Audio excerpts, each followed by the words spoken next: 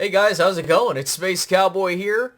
Welcome back to the channel with another video for you guys here today. We have officially made it to the beginning of the 2024 regular season. When this video drops, it will be game day for the Baltimore Ravens and the Kansas City Chiefs in Arrowhead as the Chiefs hoist another Super Bowl banner in their rafters. And we're here in Cowboy Land hoping we can get to the NFC title game. It's not a hard ask, but we will see. But we're going to get into all of this stuff about who's on the depth chart, where they're placed. We'll talk about the game itself, how I'm feeling about the matchup versus Cleveland. We'll talk about that in a minute. Before we get into that, if you could do me a couple things, hit the like button if you haven't done so already. Super easy to do, and it's free. Helps the channel out a lot as I'm re-uploading. I want to try and get back in the YouTube algorithm, and I appreciate your guys' help. Also, share this with a friend or family member that loves talking about Dallas Cowboys content and they want to include themselves in this discussion in the comments section down below. Tell me how you're feeling about the upcoming game versus Cleveland. And then, also, I did see that the number is dropping. We're at 93.4% of you guys that are watching that are not subscribed. So, it looks like that those that are watching and you're liking what you're seeing and you're subscribing, that's awesome. So if we can continue that trend, that'd be greatly appreciated. And again, if you like what you're seeing and you keep coming back, it doesn't hurt to hit that subscribe button. And then finally, if you do want to support the channel further, you can hit that join button, become a media member, get some perks for becoming a member, and all that other stuff. Thank you guys so much, and now let's dive straight into it. So we now know the official depth chart for the 2024 Dallas Cowboys, at least for Week 1. Things are going to change through the ebbs and flows of a season. Guys coming back, guys getting hurt. You know how it is. So let's look at the offense, go to the defense, and then special teams. So starting with the offense, you have Dak Prescott, the starting quarterback, Cooper Rush behind him, no surprises there. Ezekiel Elliott starting running back, Rico Dowdle, and Dalvin Cook. Then for your wide receivers, CeeDee Lamb, Brandon Cooks, and Jalen Tolbert, that's 1 through 3. Then you have Jake Ferguson, behind him Luke Schoonmaker, Hunter Lipke as your fullback, and then from left to right offensive line, it is Tyler Guyton, Tyler Smith, Cooper Beebe, Zach Martin, and Terrence Steele. Notably is where these guys are for the backups on the offensive line. Asim Richards, your backup left tackle. I personally think he's your swing tackle guy.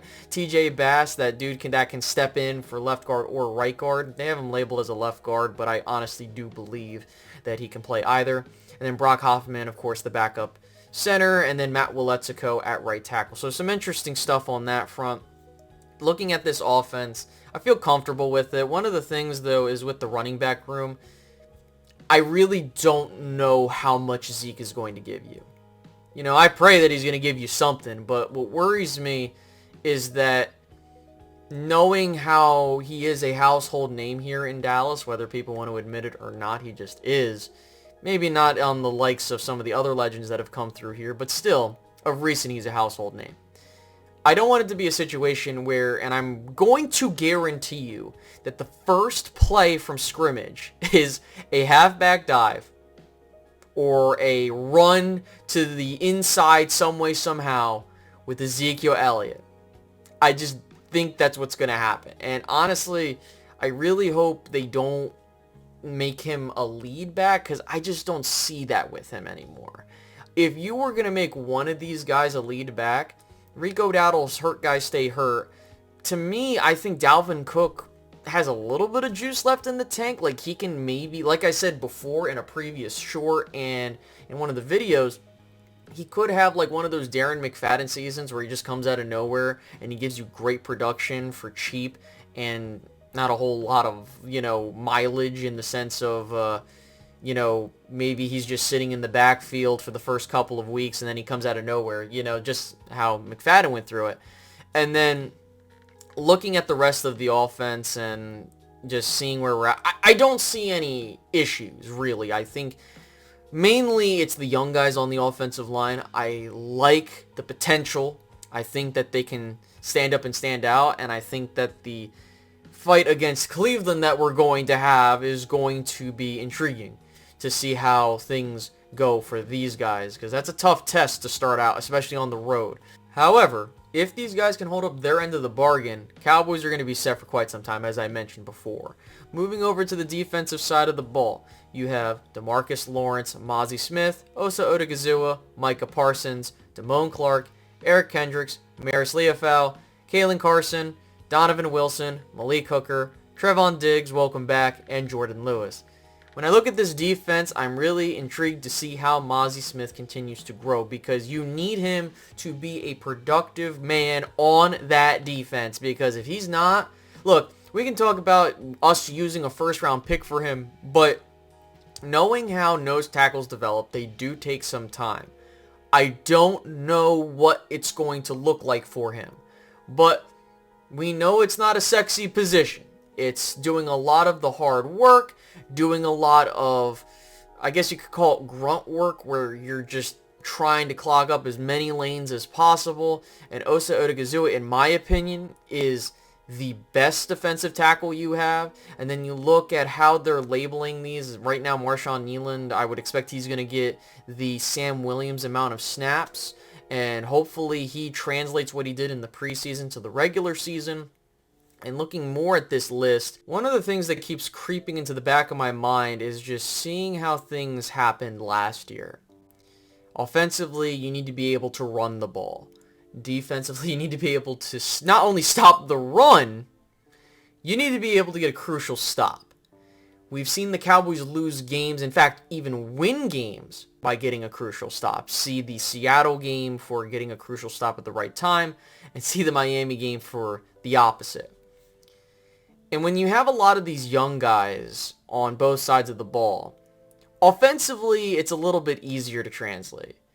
Defensively, there's a lot of question marks. And, you know, I look at what this team has done, and you got to hope that Mazi Smith turns into something. You got to hope that Maris Leofau is something, Kalen Carson something. And I do have the faith in these guys to go out and execute, but we have to be real in that these are young guys being thrown out, baptism by fire type stuff against the Cleveland team, and we'll get more into it, that has a lot of good receivers and tight ends, and the offensive line's really damn good over there. Main thing is Deshaun Watson going to return to Houston form, and that's what they're banking on. So looking at it, I just really look at the additions, and as I'm looking, I mean, really, Eric Kendricks is the only outside addition that, yeah, I mean, you got a couple other dudes, but in terms of impact, it's just the same group of guys plus some rookies that you're hoping develop. So there's that. And then quickly with the special team stuff, it's just Brandon Aubrey, Brian Anger, and Cavante Turpin, so nothing too out-of-worldly there. But again, my concerns with this team going into week one and throughout the season is, can they be able to run the ball, not just with the running back position, but with the offensive scheme? Can they develop a way of running the football effectively and efficiently, not just running the ball just to run the ball? And then defensively, can they get stops? Can they stop the run? That has been one of the main things that has eluded this team from advancing in the postseason. Teams that are able to run the ball effectively and get crucial stops and stop the run win championships. That has been the model, even though it's been shifting more into a passing league and running up the scoreboard. Like, that's been kind of the whole shift of recent. But that's where I'm at with the depth chart. So now I want to go over how I'm feeling about Cleveland as a team going into this game. So taking a look at the Cleveland Browns roster, we have Deshaun Watson. Right now, Nick Chubb is out, so you'll have Jerome Ford for the most part. That wide receiver core of Amari Cooper, Jerry Jeudy, Elijah Moore, etc., that is some dangerous stuff there, all with the capability of being dangerous route runners, which is going to really test this secondary. David Njoku, that offensive line having Joel Benito, Jack Conklin, and all those other dudes on there. I'm telling you, like, they have a really good roster. And then for the defensive linemen, you know, you got Myles Garrett and company. And then when you get to the linebackers, you have JOK and company. And then their defensive back room is just loaded with guys such as, you know, Greg Newsome II. You then look at, you know, Grant Delpit and Denzel Ward. Like, a lot of good talent on this Browns defense. So as I'm taking a look at it, it is going to be a tough matchup for the Cowboys. This isn't a gimme. This is on the road. Now, the last time they did face Cleveland was back in 2008. And one of the main things that I know about with that game is that it really wasn't close, 28-10, and it just felt like the Cowboys were in control. And considering what happened the year prior with the meltdown in the playoffs, I wouldn't be shocked if the Cowboys came out and was like, oh, hey, we're here. Stop, doubting us. But the other part of it, too, is just looking at it for what it is. I'm more intrigued with the Dallas defense versus the Cleveland Brown offense. As I alluded to, they have a fantastic receiver core. One of the things that's plagued the Browns is that Deshaun Watson hasn't been playing up to his potential that he did have in Houston. And I've said it in Twitter Spaces, one of the things is with Deshaun Watson is that it feels like he's uncomfortable in Cleveland, despite being traded there and basically fueling the Texans' rebuild with CJ Stroud and company.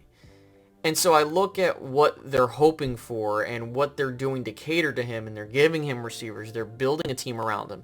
And they are really just Deshaun Watson playing decent football away from contending in the AFC North. Like, that's how good of a team they are. And keep in mind, I'm not even mentioning Nick Chubb, who's still out and one of the best running backs in the league. We'll see how the injury impacts him when he gets back. Usually it doesn't bode well, but we will see.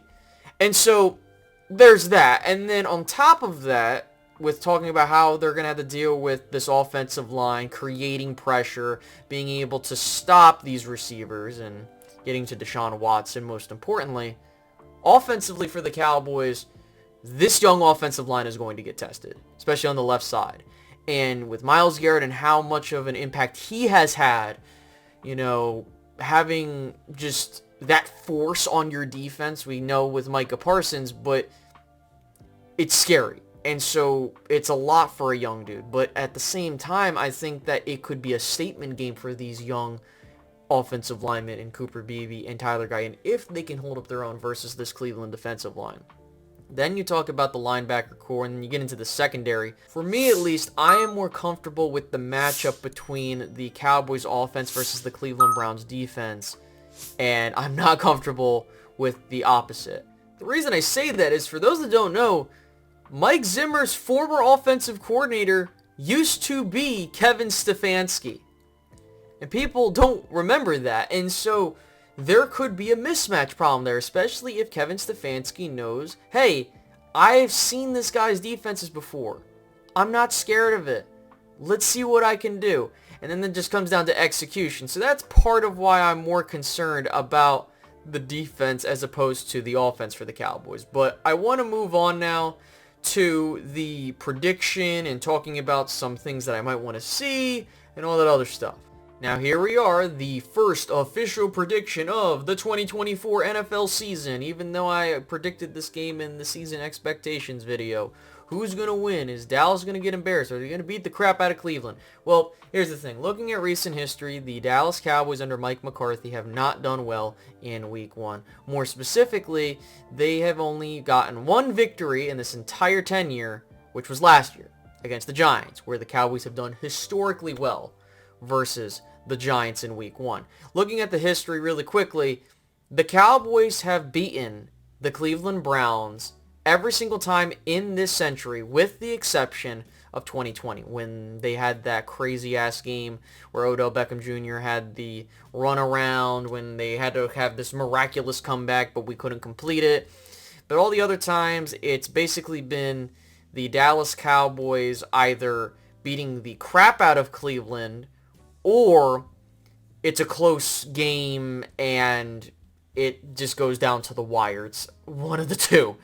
So, going off of this, I am going to say that there are still question marks that need to be answered for me. And this is going to be a huge tone setter for the Dallas Cowboys. And going off of recent history, you can call me a hater. You can say that I hate the Cowboys and all this other stuff because I am not picking them to win this game. Reason why is, number one, I do believe that there's going to be some growing pains with the changes on defense, and on top of that, I don't know how these young guys are going to look versus the Browns defense on the offensive line. And so, for me at least, I don't think it's going to be crazy. However, the one thing that I think can give the Cowboys some light is that if Deshaun Watson does not get better at playing at the quarterback position, I think the Cowboys will win this game. But the other part of it too is that how does everything else look? Does the running game look good? Are we able to get some key stops? And that's going to be what we all look for this upcoming Sunday. So, some bold predictions. One of the first bold predictions that I have is that Dak Prescott is going to go for 300 yards and throw 3 touchdown passes. Then, another bold prediction I have defensively is that the Cowboys will hold the Cleveland Browns defense under 125 rushing yards. And then, I think one final thing that I'll throw in there, we'll do another offensive bold prediction. We'll say that the Cowboys offensive line doesn't allow more than 2 sacks. We'll see how that goes. So, if you reached the end of this video, thank you so much. Greatly appreciate you guys. If you can do me a favor, hit the like button, subscribe, hit the notification bell, share this with a friend or family member before you head on out. That'd be great. Down in the comment section below, tell me what you think about this upcoming game. Do you think the Cowboys are going to beat Cleveland? Do you think they're going to do bad?